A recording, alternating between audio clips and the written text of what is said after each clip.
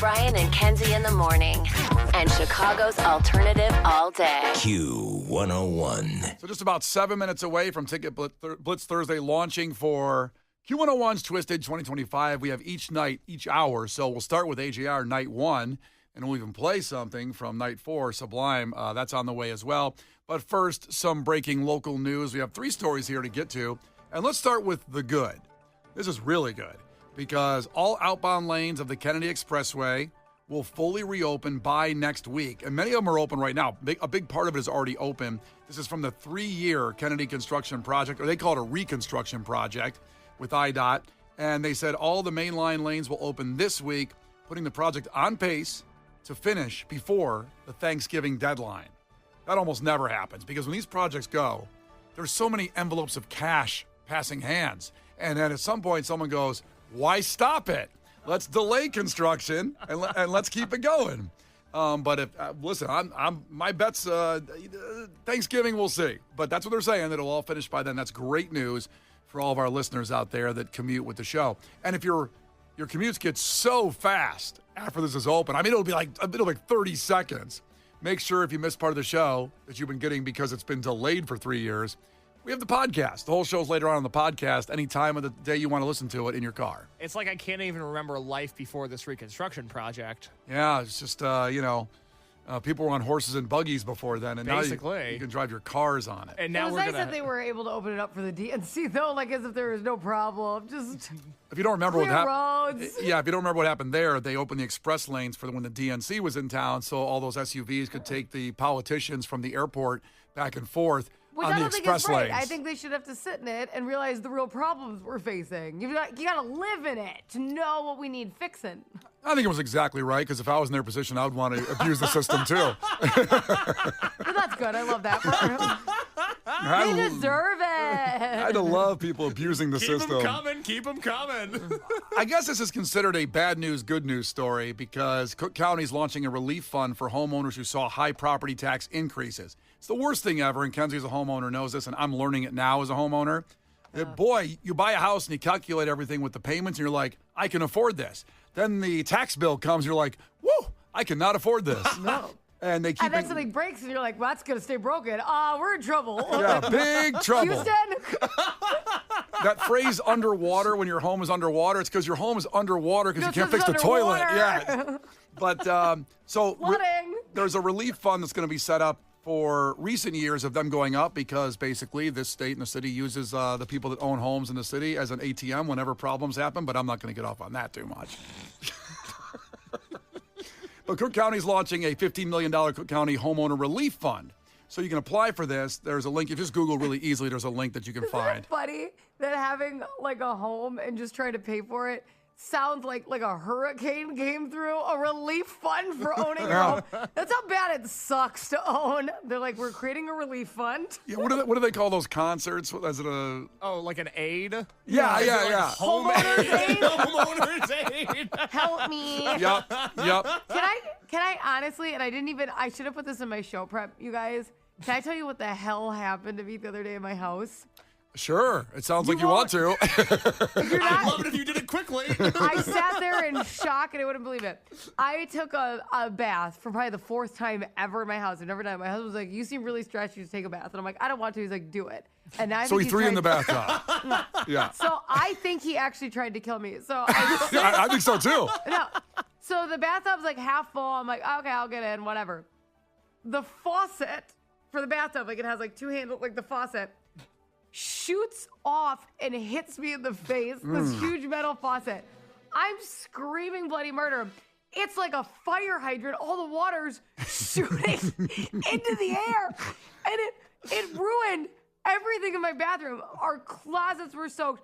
It looked like I took a shower. The separate shower was soaked. Because then finally I turned the handle. After I fixed my bloody nose from the faucet, I turned the handle off. And I'm like, but all the water that was in the air then came back down on me. Like it was like 100. And I just sat there looking at every crevice of our bathroom and closet looking like a fire hydrant went off in it. And our entire bathroom's like destroyed. Like, because when you let waters like dry on the walls, because I can't reach our ceiling to dry it, it all needs to be repainted. There's water streaks across the entire bathroom. It's unbelievable. And that's what it's like owning a house. So it was horrible. You know when you watch those movies on Lifetime where there's always some guy that cuts the brake cables on the car and the car goes off the cliff?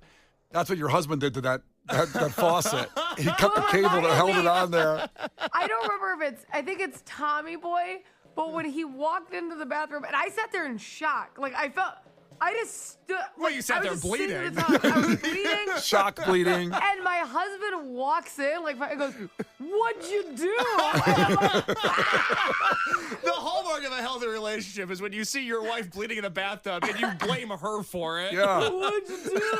Oh, this is going to cost an arm and a leg. Hey, clumsy, what's going on over there? Oh my God, it looked like a water park. So anyway, if you have these problems with your tax problem, your high property taxes, Cook County is launching a relief fund, and we'll have an aid concert for Kenzie's bathroom. I think we're going to pass around a hat at Twisted this year. Yeah. If you want to donate to Kenzie's bathroom during AJR, you can. But just Google Cook County Relief Fund. You can get up to $1,000 depending on the parameters of what you make and all that kind of stuff to help you out. You can apply now through Friday, October 10th, so do it now.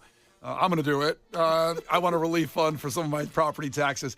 Now, we're just about 2.5 minutes away from Ticket Blitz Thursday. There's one more story locally we have to get to, and it's came in through our listeners, Kendrick specifically, because he worked at the place that closed abruptly and shocked everybody.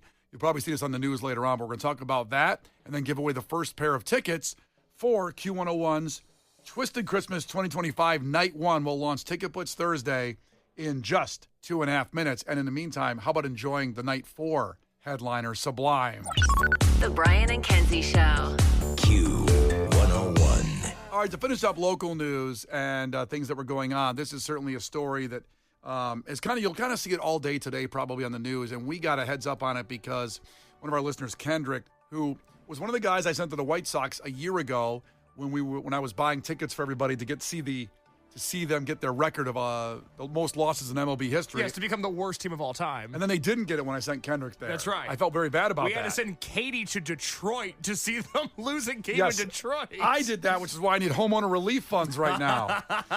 But Kendrick hit me up by DM a few days ago about this, and I felt really bad, and then the story kind of took off. So it's something that closed in Chicago abruptly that's sending shockwaves through the area. So I'm going to play the story from WGN so kind of catch you up and give you all the perfect information about what happened, the who, what, where, and when. Good evening. Sonnets Academy had two locations, one here in the West Loop and the other in Lincoln Park.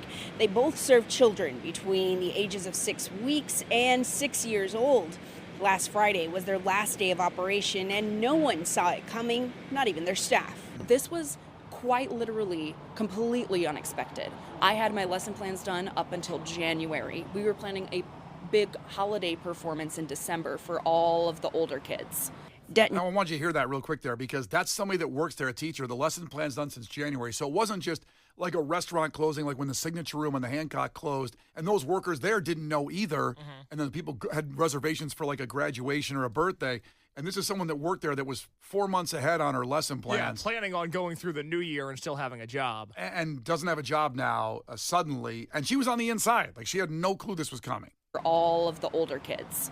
Denton Hughes says she was notified of the closure and the loss of her job late Friday night. Around the same time, families were notified. We thought it was a scam.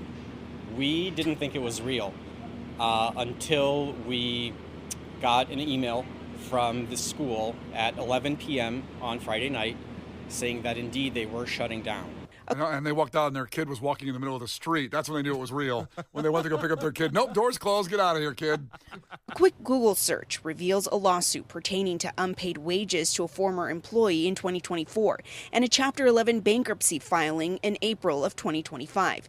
WGN tried reaching out to the company for comment through emails, but they bounced back. Huh. No one answered the email. Oh, it bounced back. It wasn't even a no answer. It was that this email doesn't exist anymore. So they shut it down. That's like when you get fired and you try to get back to your email and it's just gone. They just take it down. You've never had that happen before?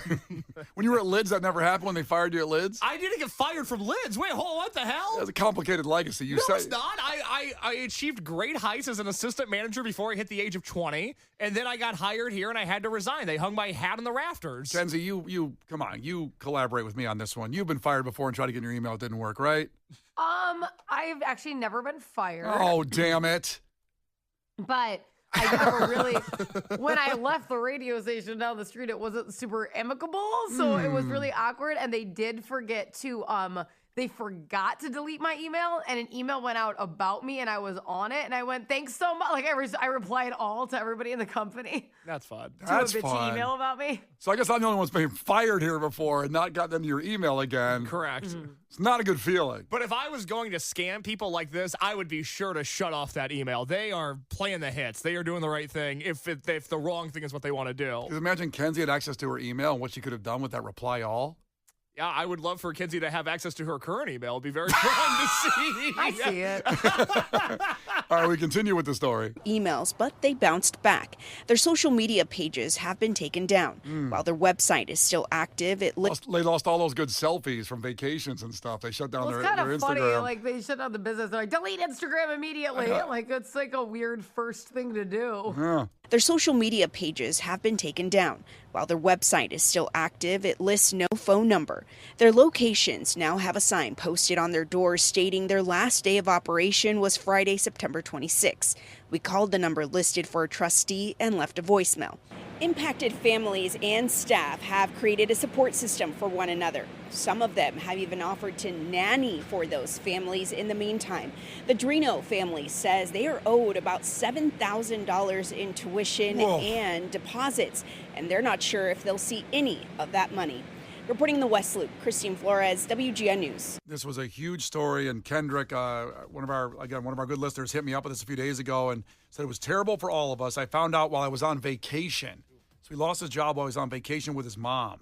And the good news, I guess the kind of feel-good part of this, it shows Chicago how we operate, is that a lot of the parents then have hired almost all the teachers as nannies to try to just at least temporarily giving them money to survive, and then also helping their situation, because now having a child under 3, you can't just walk into another daycare and get them in there. You have to wait months. Sometimes they say no. Daycares are stacked, and they're not like waiting for kids to come in there.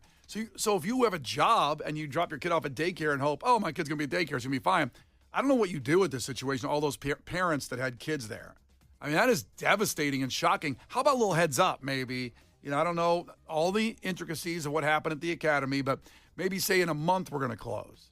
How about that? Right, like a little heads up, a little notice. People start getting jobs, new daycares. That's all I'm saying. A month notice would be nice. If an Applebee's closes, I get upset about it if it closes abruptly. Oh, my, well, then I start punching things. Yeah. When Applebee's closes, give me a less severe scenario, please. I'd rather the daycare close than the Applebee's. And by the way, if you're tuning in, no Applebee's closed to my knowledge in the area. God, don't give me a heart attack. I don't want any fake news out there. It's the only thing I have going for me is the fact that Applebee's is still in business. I'm just using it as an example. Oh, my God. Pick a different example. I don't know that just came to my head. How upset I'd be if an Applebee's closed. Oh, wait, manifesting bad news over here? No, not trying to. Oh, my God. But we really feel bad for all the people, the teachers and the parents. The whole situation's terrible for everybody involved. And again, Kendrick confirmed to me, he said none of us saw it coming, even the directors. He found out while I was on vacation. But all of them have kind of got this group chat going, and they're all helping the parents and the teachers there with giving them work, and then also helping out the parents that need to go to work. So here's my kid. So pretty rough deal. Here's my kid. Hey, here's my kid. Here's my kid. Got to go to work. I'll pick him up whenever. The Brian and Kenzie Show. On Q101. The Brian and Kenzie Show. On Q101. A little bit of music news to get to as well. Well, we already told you, check out Q101's Twisted Christmas, because a lot there to check out. Other things going on in music. The Baby from the Nevermind album cover lost his child pornography lawsuit against Nirvana.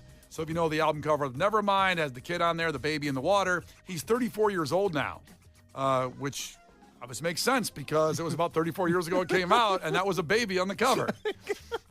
Good math. So his name is Spencer Eldon. And he had sued Nirvana, claiming he was the victim of child sexual abuse when he was photographed for that cover as a 4-month-old. But the judge said, now I don't know any more of the information of who were the parents and took the picture and let him do it, because there's no real deep dive information that was probably sealed in the court case. But the judge said neither the pose, focal point, setting, nor overall context suggests that the album cover features sexually explicit conduct.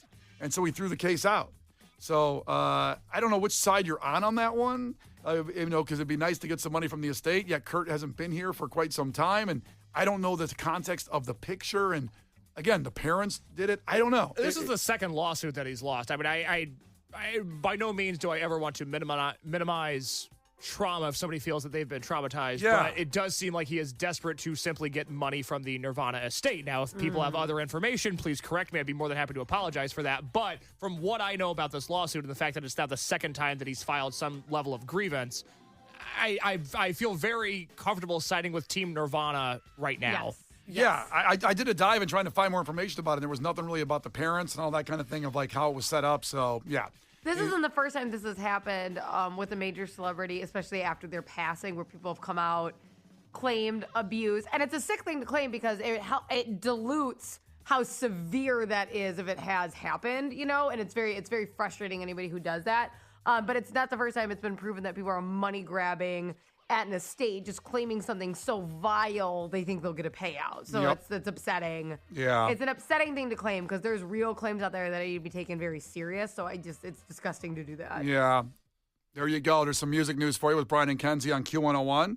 If you missed the keyword, we'll give it to you again after the Beastie Boys for Ticket Blitz Thursday, getting you to Q101 Twisted 2025 Night 2 with Brian and Kenzie on Q101. The Brian and Kenzie Show. On Q101.